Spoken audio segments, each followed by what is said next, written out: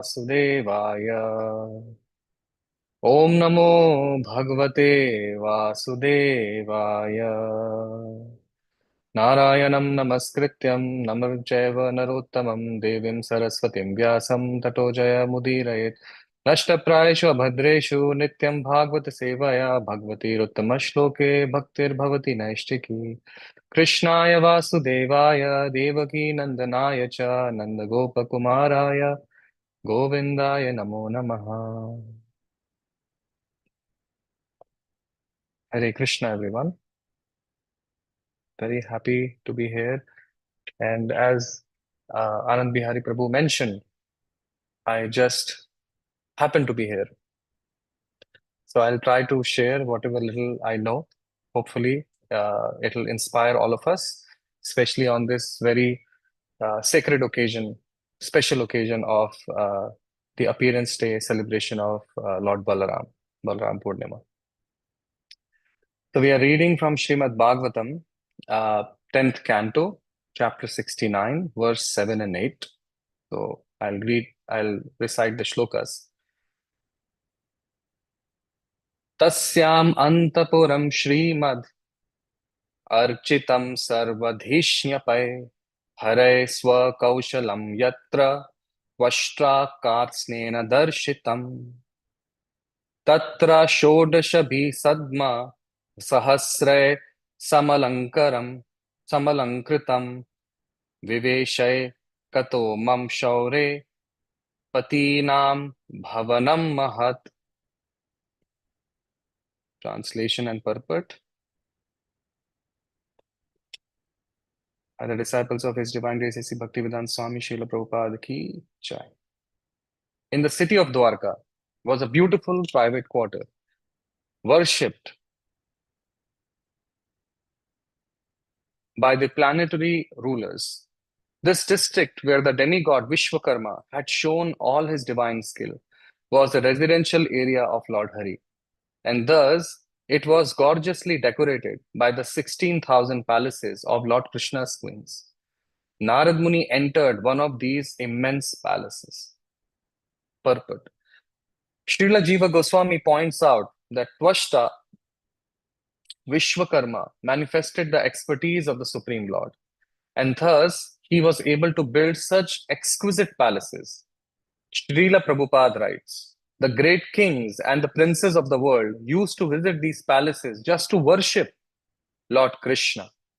The architectural plans were made personally by Vishwakarma, the engineer of the demigods. And in the construction of the palaces, he exhibited all of his talents and ingenuity.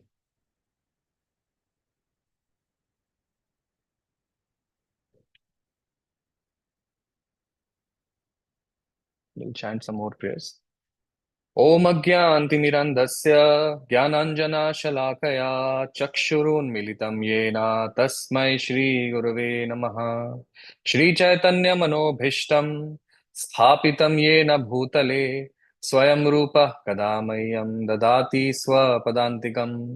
वन्देऽहं श्रीगुरो श्रीयुतापदकमलं श्रीगुरून् वैष्णवांश्च श्रीरूपं साग्रजातां सहगना रघुनाथान्वितं तं सजीवं साद्वैतं सावधूतं परिजनसहितं कृष्णचैतन्यदेवं श्रीराधा कृष्णपादान् सहगना ललिता श्रीविशाखान्वितांश्च। हे कृष्णा करुणा सिंधु दीनबंधु जगतपते गोपेश गोपिका कांत राधा कांता नमोस्तुते। तप्त कांचन गौरांगी राधे वृंदावनेश्वरी वृषभानुसुते देवी प्रणमामि हरिप्रिये। वाञ्छाकल्पतरुभ्यश्च कृपा सिन्धुभ्य एव च पतितानां पावनेभ्यो वैष्णवेभ्यो नमो नमः। श्री कृष्णा चैतन्य प्रभु नित्यानंद श्री अद्वैत गदाधर श्रीवासादि गौर भक्त वृंद। हरे Krishna Krishna Krishna Hare Hare Hare Ram Ram Ram Hare Hare.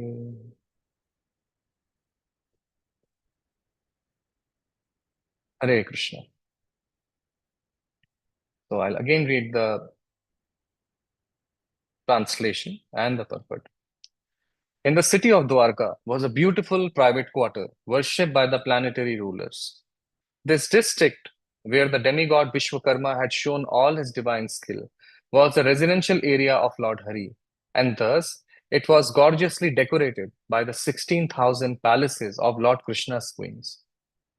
Narad Muni entered one of these immense palaces. Purport. Srila Jiva Goswami points out that Tvashta Vishwakarma manifested the expertise of the Supreme Lord, and thus he was able to build such exquisite palaces. Srila Prabhupada writes, the great kings and princes of the world used to visit these palaces just to worship Lord Krishna. The architectural plans were made personally by Vishwakarma, the engineer of the demigods, and in the construction of the palaces, he exhibited all of his talents and ingenuity.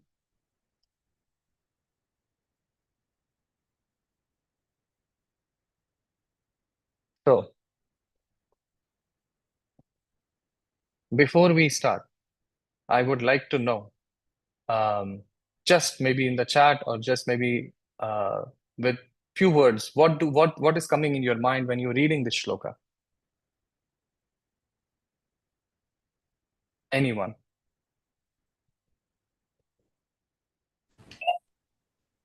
Hare Krishna. Hare Krishna, Hare Krishna. Yeah, good morning. Nice to see you. The idea of renunciation, we associate spiritual life with giving up opulent clothing, opulent dress, opulent food, opulent, any kind of possessions. And so sometimes you might think, well, why is this so beautiful and so, palatial? And how does that fit in with renunciation? But Srila Prabhupada tells us that real renunciation is to offer it to Krishna. Hayagriva said, I give up everything. And Prabhupada said, you have nothing to give up. Just give up the idea that it's yours, right? Thank you, Aditya Vishwanath. I see that Jamna Jai is writing that the unimaginable beauty of the spiritual world and the beauty of Krishna. So in this shloka, we can see it's a very special place actually in Bhagavatam. Why is it so special? I see it as very, very special thing happening here. Because you have the Supreme Personality of Godhead, Krishna, who is at one side, and then now you are also seeing Narad Muni, who has been a consistent figure in all the way in the Srimad Bhagavatam.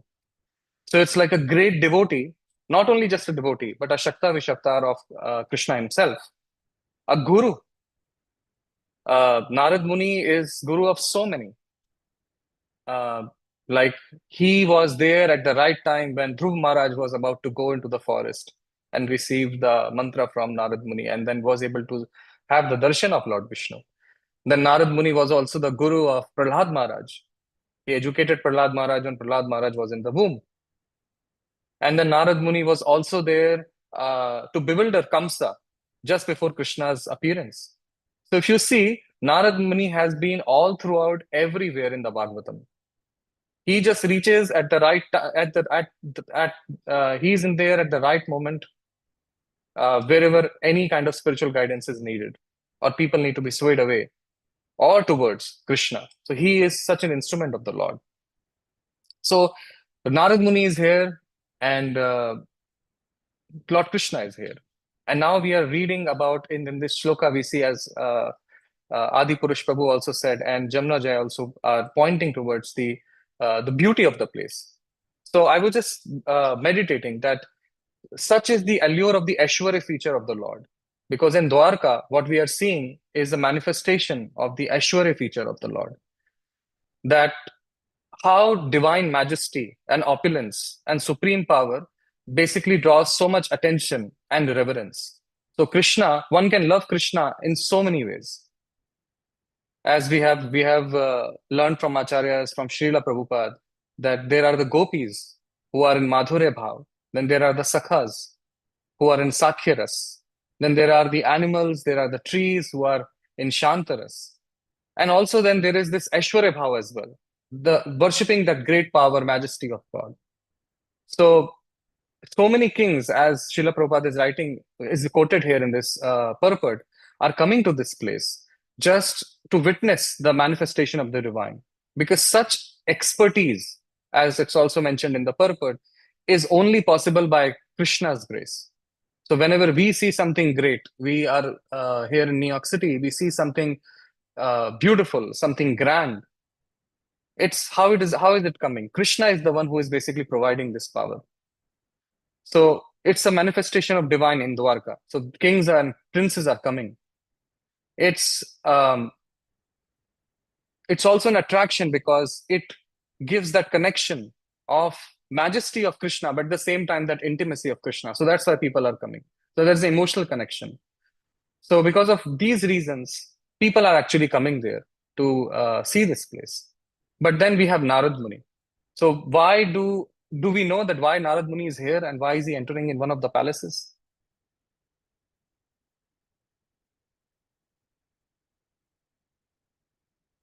Anyone? He wanted to understand how Krishna could expand himself to be in so many palaces while being in one body only. Yes, yes. So in the Bhagavad Gita, Krishna basically says four types of people come to Krishna: Artho, Artharthi, Jigyasu, and Jnani. These are the four types of people who come to Krishna. So Artho basically are the people who are distressed, who have some or the other problem going on, and then they are looking for relief. They come and take shelter of Krishna. Artharthi, people who have desires. They come to God, they come to Krishna to fulfill their desires. Then Jigyasu, the curious one. And then the Jnani, one who is in knowledge. So here Narad Muni is kind of like a Jigyasu. He's very curious. How come Krishna can maintain 16,100 wives? But I was just thinking, and it's not the only time Krishna has uh, manifested this kind of Leela. This is known as Vaibhav Prakash Leela, where Krishna can expand in many, many, many forms and be there with every single person. Do you guys know which other places Krishna has manifested this kind of form? When he This kind of manifested Leela? as all the cowherd boys? Yes, yes, yes. Brahma Vimohan Leela. So we have seen in the Bhagavatam that how Krishna basically manifested as the cows, as the as the calves, as the cowherd boys, all the whole group.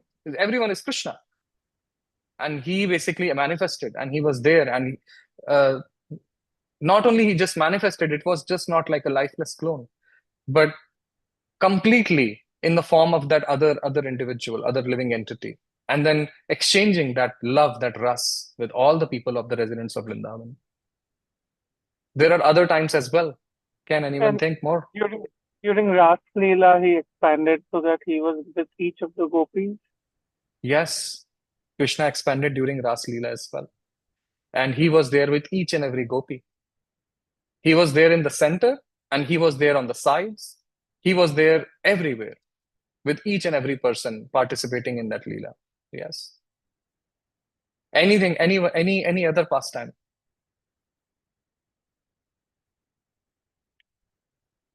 Yes, Krishna Dea Prabhu. I mean, may not be exactly Krishna, like when Akrura was bringing Krishna back to from Vrindavan to Mathura, so he was inside also seeing Lord, and then Lord is there on the bank also. Inside, of course, he was seeing Vishnu, but yeah. Thank you, Krishna Dea Prabhu. Yes, during Akrura ji's Leela, we can see when Akrura is going, he can see, he was actually confused. Acharyas say that he would look into the Rath at the back and he would see Krishna is sitting here. But then he would look at the front and then you say Krishna is also there at the back. And Krishna is everywhere. He was very confused. But he kept on going. What else? There is another hand, Sharmila. Hare Krishna. Hare Krishna. During in Dwarka, Krishna, he manifested himself with all his 10,000 wives, and he was there. And when Narada Muni came, he saw that in each of the palaces, he was there with each one doing a different Leela. Hare Krishna. Correct. Thank you, Sharmila. Yes, that is where we are, and that is what Narad Muni is going to see. There is another pastime. This is not very famous actually. So when Krishna was 7 years old, oh, there is another hand actually from the temple. Yes. Very good. Technically, in Gaur Lila, Lord Chaitanya was in 7 of the different kirtans at the same time, and he's also Krishna. Yes. So Sanatan Goswami basically is basically discusses this as Vaibhav Prakash Leela of the Lord, how Lord just manifests in so many places. So during the time when Krishna appeared on this planet, at that time there was a king. His name was Vimal, and he was the king of Sindhu Desh. So that is somewhere in the northwest part of the Indian subcontinent, part where we have like Pakistan, Afghanistan, and India, that area. He was a king there, and he had many children, but he was not able to have an heir, and he wanted a male child basically, and he was praying. But then then he was blessed by the gods. So when he was blessed, he was very happy. At that time, um, he came across Narad Muni again, and Narad Muni said, "Well, you should not be like. Please know that you are thinking that will be like a male heir, but you will be blessed with 30 million daughters." And he was like, "What did you just say?" And he said, "Yes, you heard me right. You'll be blessed with 30 million daughters." So we'll not go into details of how uh, that pastime comes to be, but he ultimately has 30 million daughters, and he thinks that how is he going to marry, and how is he going to give his 30 million daughters, who, like, how will he find so many men?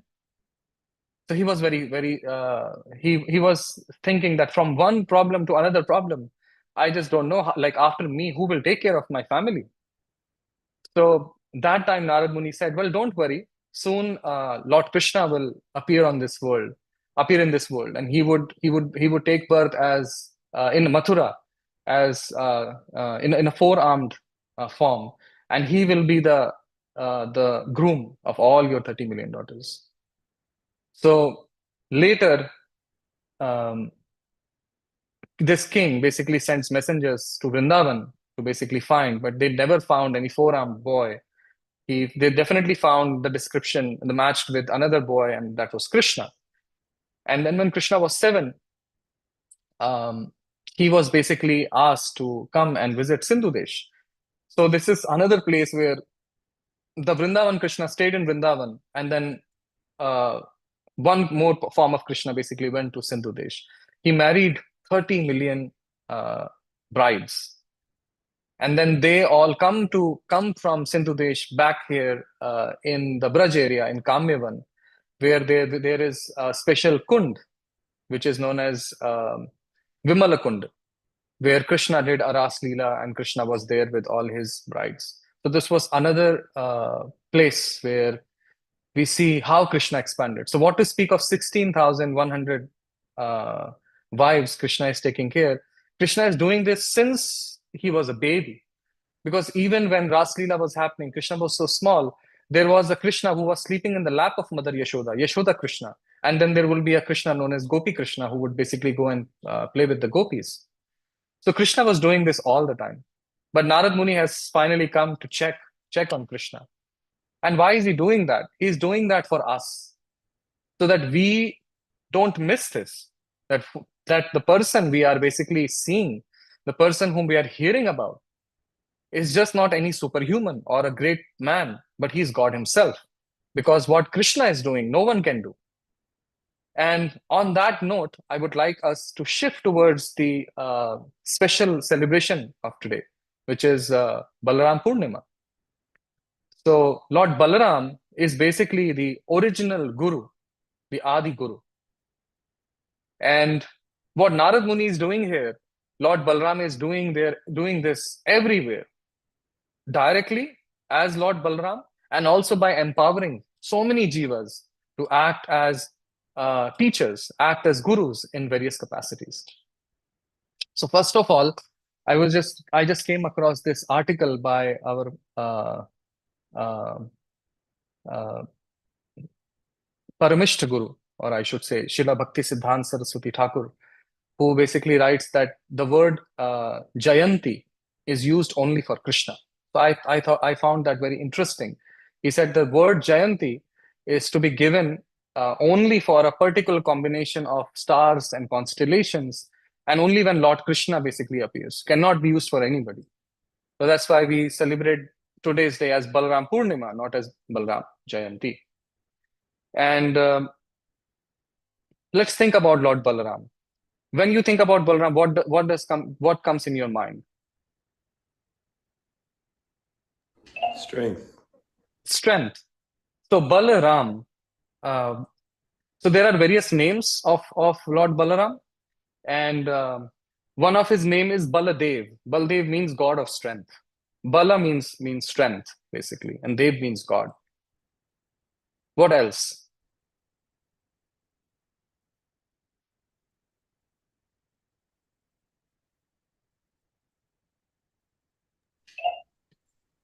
Being Krishna's elder brother.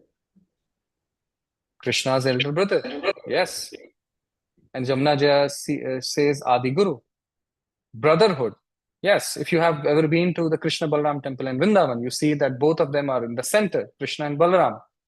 So nicely, standing there giving darshan to everyone in their own playful mood. Then there is also the name known as Balbhadra. So Bhadra means auspicious, Bala means strength. So basically means the auspicious one with strength. So that is the meaning of Balbhadra. And then there is Haladhar, which means one who holds or bears the plow, or wielder of the plow. So that is Haladhar. Then there is Sankarshan. So this name Sankarshan came to Lord Balaram because he was in the womb of Mother Devaki, and then he was transferred by the potency of Yogamaya on Krishna's desire from the womb of Mother Devaki to the womb of Mother Rohini. So Sankarshan basically means one who draws together, or one who basically brings people together. There is this form of like you can pull together. So that's why the name Sankarshan has come. So Lord Balram is also worshipped because he brings everyone together. Being the elderly, as one of you said, that he's the elderly brother. And Rohini Nandan, son of Rohini. So these are various names of Lord Balram. And yes, Lord Nityananda. Lord Nityananda is also Lord Balaram. And he's also, as Jamna Jaya said, one who expands the paraphernalia to serve Krishna. So there is God, Krishna, and then everything around Krishna to support his Leela is basically Balaram. So technically, all the instruments in the temple, any paraphernalia which we use to worship Lord Balaram is Lord Balaram actually. So Lord expands to serve himself, and that is Lord Balaram. Prabhupada actually writes the only difference between Lord Balaram and Lord Krishna is that of color, because Lord Balaram is white and Lord Krishna, same bodily features. They actually look like twins. If you go to Nandagaon in Braj, you would see that it's very difficult to basically identify who is Balaram and who is Krishna, because in Nandagaon you see four people. There is Nanda Baba, there is Mother Yashoda, and there are two boys in the middle. So it is said that Baladev is more towards the father's side, that is Nanda Maharaj, and then Krishna is more on the mother's side, that is Yashoda Mai. So this is Lord Balaram. Lord Balaram also, as I said, is wielding the plow. So what is the significance of the plow? So if you have experience in farming, you know that they nowadays they use big tractors to basically rip the ground and make it soft. In India, they would do this in the month of I think April and May to prepare for the rainy season, so that the dirt is hard. So they want that the dirt should be soft enough to receive the water and to get the seed. So there is a lot of hard work done before the rainy season, and that is the plowing. So similarly, the Lord Balaram is basically the Lord who basically does that plowing of our heart. and basically makes us ready to receive that bhakti bij, which is that nurtured by our devotional service or by the grace of Guru. And I was just thinking that how, say, you can see in just few years ago, few decades ago, Srila Prabhupada did the same thing. There was no bhakti. All over the world he went, and he basically did this. He made the ground ready. And all the centers all over the world, whatever he created, was basically that, so that people, their heart can be prepared and they can receive the seed of bhakti, which can basically then fructify and then can grow.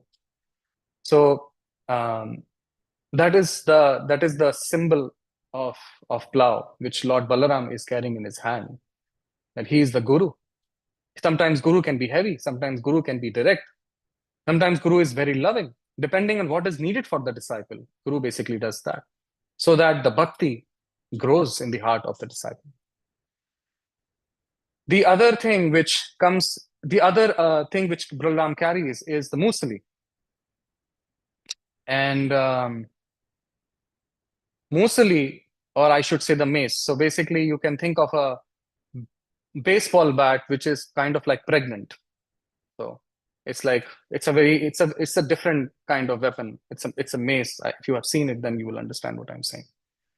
And it is basically used to in the villages of India, still some places, these kind of things are used to basically separate the rice from the chaff. So if you go to the fields and if you go to a paddy field and you try to take some grain or something, it's already very much into covering. It's very difficult to get the thing out. So you have to basically separate the useful part from the useless part. So the useless part in Sanskrit can be called as anartha, while useful part can be called as artha. So Balaram, with his strength, as he is Bala, basically helps us overcome our anarthas. Like today is one of those days when we should really seek shelter and pray, seek the blessings of the Guru Parampara, the Gurus, Lord Balaram, so that we get strength. We can overcome our anarthas and we can be more committed on the path of bhakti. So that is one of the prayers of the acharyas today, that we get strength so that we can overcome all the obstacles which are basically coming in our bhakti. So yeah, I think it is 7:45. So I can continue going on and on, but I would want that, because today is Lord Balram's appearance day, that we should also hear from all of us, and all of us can share something about Lord Balaram, and or any reflections, any questions. I see in the chat that Jamuna Ji has written, as God is servitor. Yes, Lord Balaram is the supreme personality of servitor Godhead. That is Lord Balaram's name. Then Siham has written, original Guru, Lord Balaram or Lord Shiva. So Lord Balaram is the Adi Guru, is the original Guru. And then there is a lot of expansions, and then Lord Shiva basically is coming from Lord Balaram, or one of the expansions of Lord Balaram. So they are in the same line. Yes, we are open for discussion now. Any comments, questions, criticisms, prayers to Lord Balaram?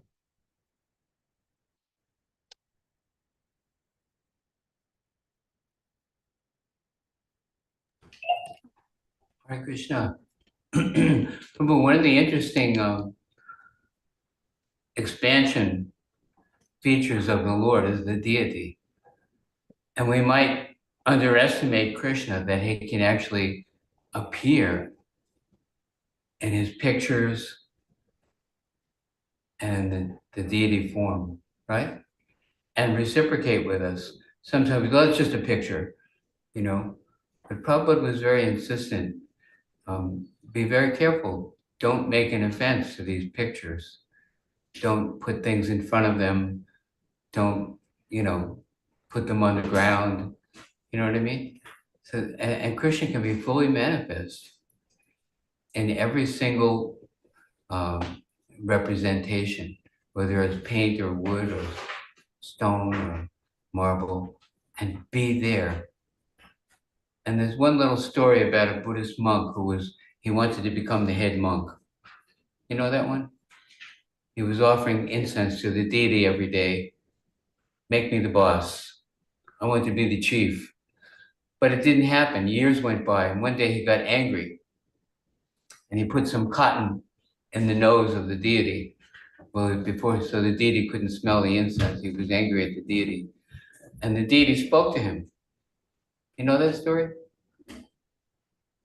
No? Please The continue. deity said, "You're making advancement." And he was shocked, first of all, because the deity spoke to him. Second of all, because he started to realize that he did something very nasty by putting the cotton in the nose of the deity. And third of all, I'm making advancement. Why am I making advancement? And the deity said, "At least you're not treating me like a statue today." You know, even though what he did was out of anger, he was actually reciprocating with the deity directly. And the deity spoke to him and said, "This is very good because you're treating me like I'm really here." So there's a tendency for us to minimize that expansion feature of Krishna, but actually he's right there in every single picture and all the deities all over the world. Anyway, just a short comment. All goes to show Prabhupada. Thank you so much, Ajay. Krishna Dea Prabhu, you raised your hand.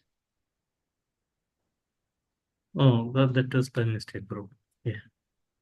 But thank You you. can still share The something. Yeah, thank you for the wonderful class. Sorry, I missed the later part, but the Vaibhav Prakash Lila, Lord expands, just to reciprocate, So why he does, it's not just to show his prowess, but he's so eager to reciprocate with devotees so much, he wants to expand more and more. And then you see Lord Balram also is expanding more and more as a servitor, So this is a competition between Lord and the, his topmost devotee, that I want to serve, I want to serve. So this is a competition of service.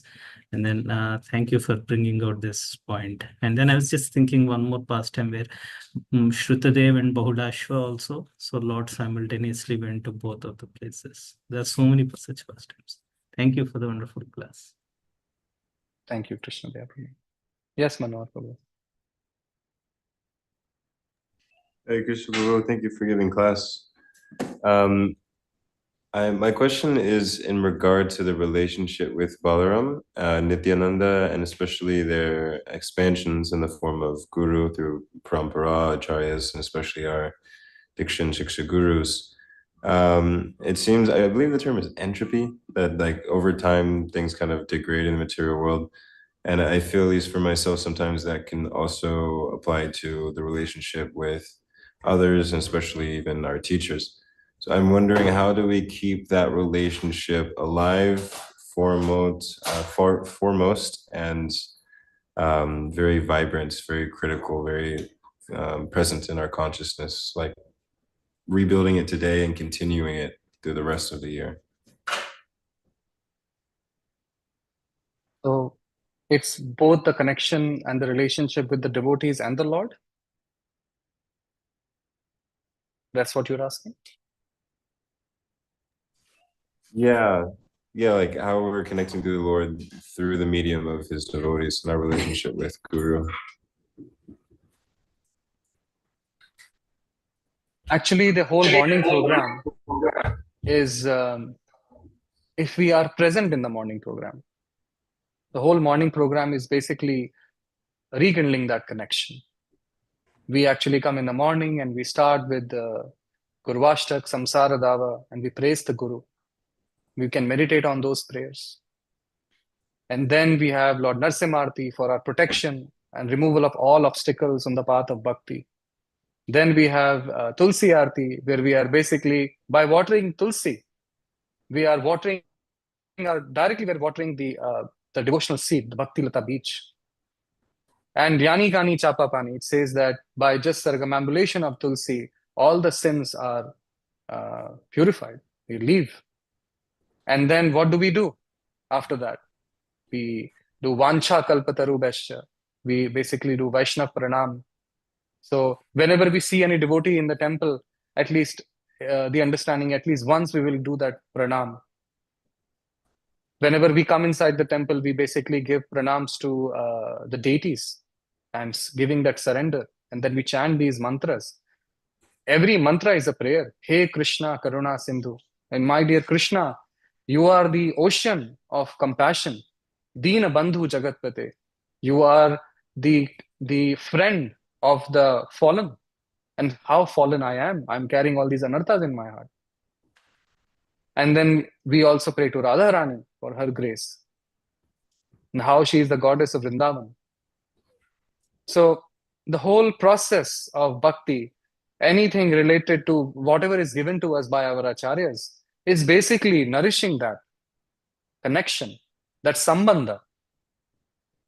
So this is sambandha gyan. We are being educated continuously through various rituals, through various prayers, by reading various scriptures, by hearing from the guru, and then we are basically, and I'm again using the word rekindling, because the connection already exists.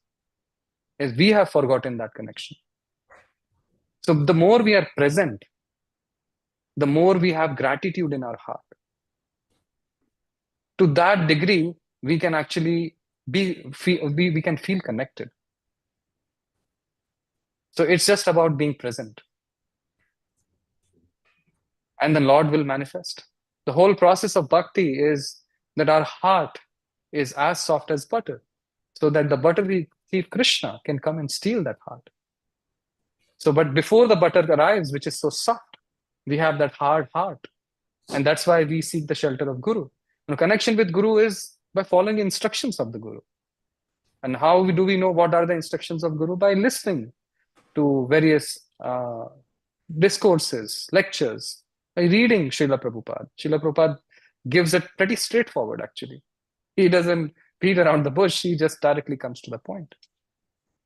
So by doing all these things, we can always feel that connection, and we can feel nourished. Nourished means we feel strong, and we feel active, correct? And we are not starving.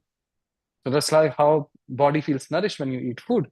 Similarly, if spiritual life is going nicely, we feel nourished in spiritual life and we want to serve again.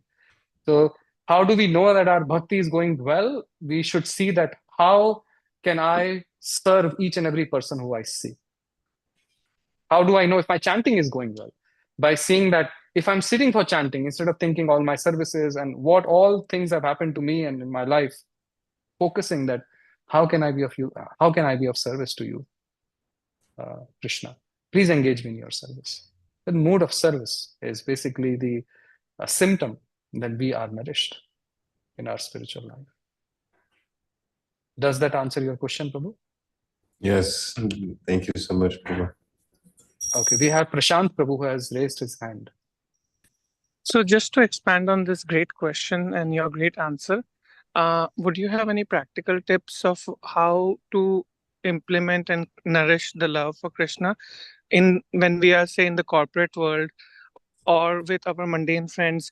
Because in my experience, especially because I'm new to this, 99% of my interaction is with non-devotees.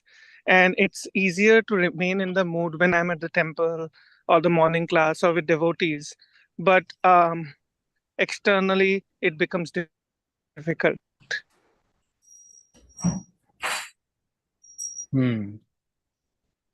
What's her So, name? Who was that? thank you, Prashant Prabhu, for basically saying that. So, when we are interacting with others, when we are outside and we don't have the association of devotees, at that very time as well, we can be very much in touch with Krishna.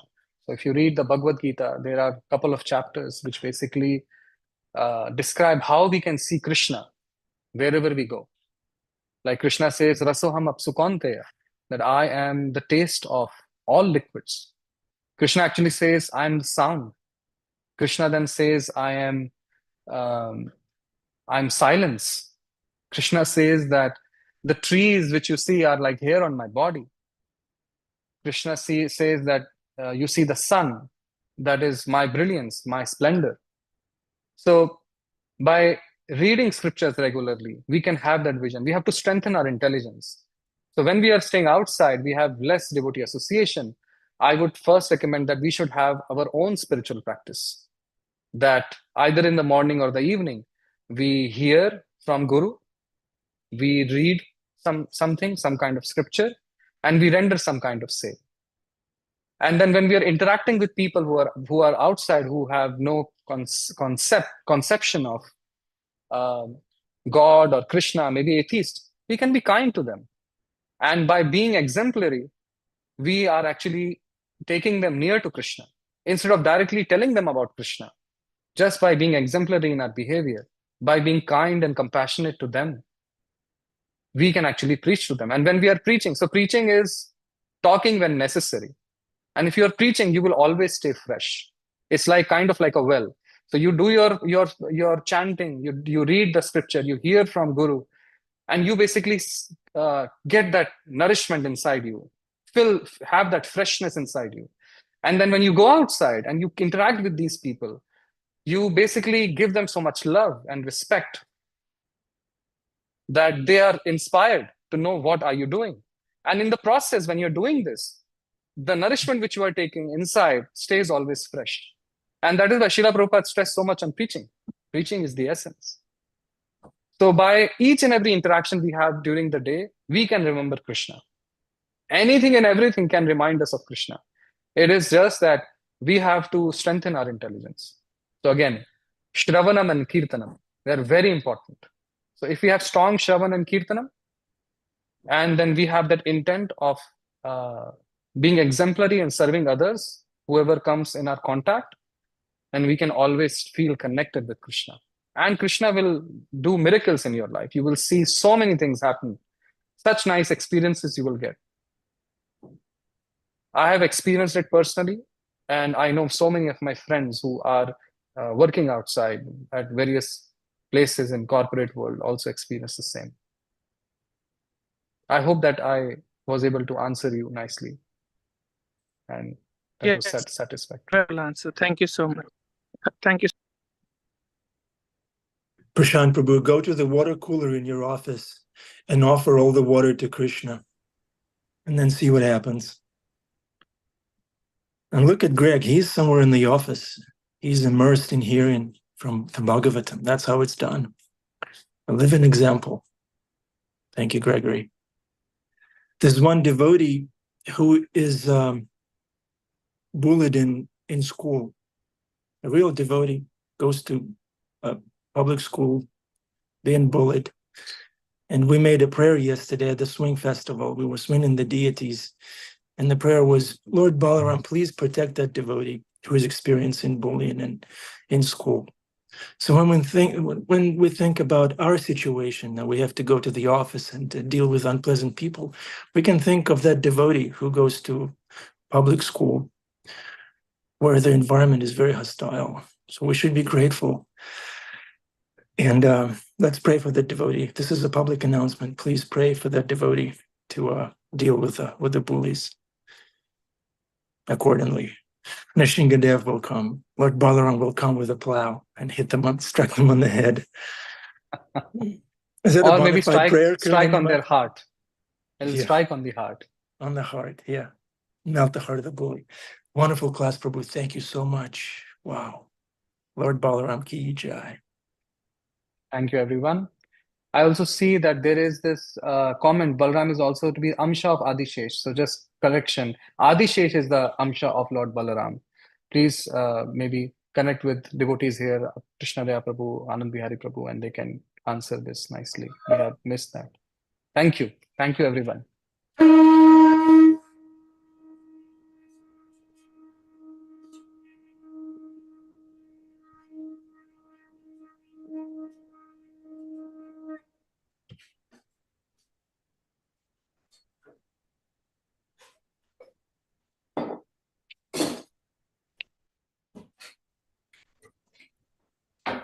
Turn on your cameras if you can, please.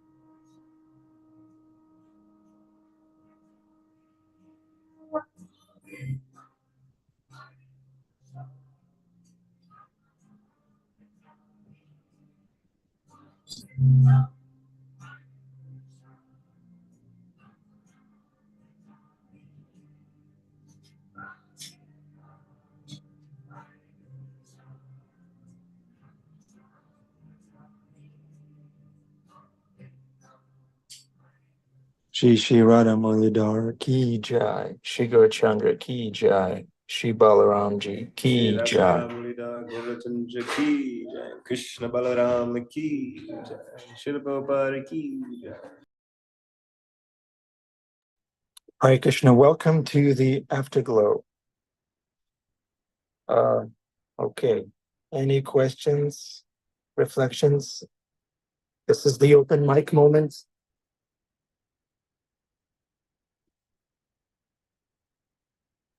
Karen, any reflections from your family? Does Isaiah pray for strength?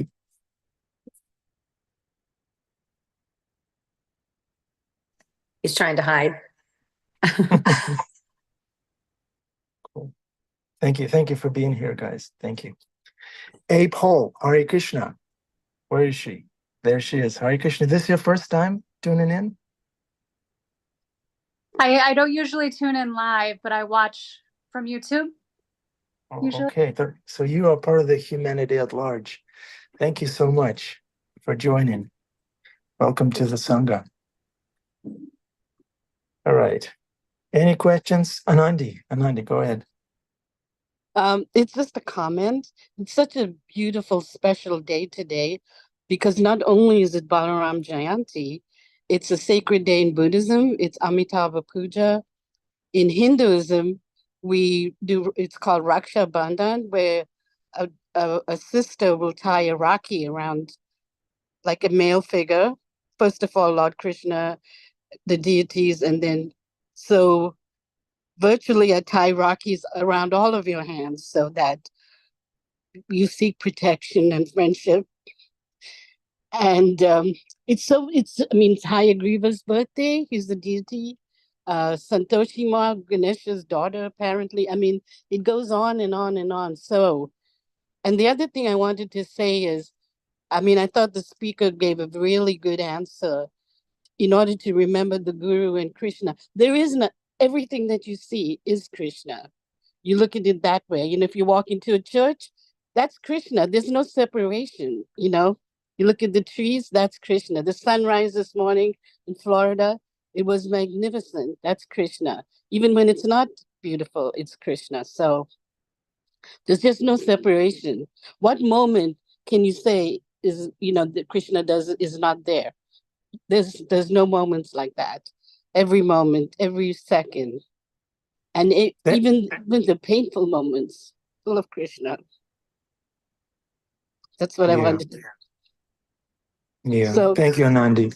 Yeah, when we're looking at the sunrise and the sunset, it's kind of, we can build the bridge to Krishna from there. But what about, and like you said, painful situations also, we should try to see Krishna's hand, Krishna's loving hand in the painful situation. yes, it's not easy. It's not easy. Yeah. But there's no other choice, kind of, like we discussed yesterday, pain is a feature of this world, but suffering is optional. If we choose to turn away from Krishna and suffer, it's also a form of sense enjoyment. Oh, my story, you should hear my story. You don't know my story. Right.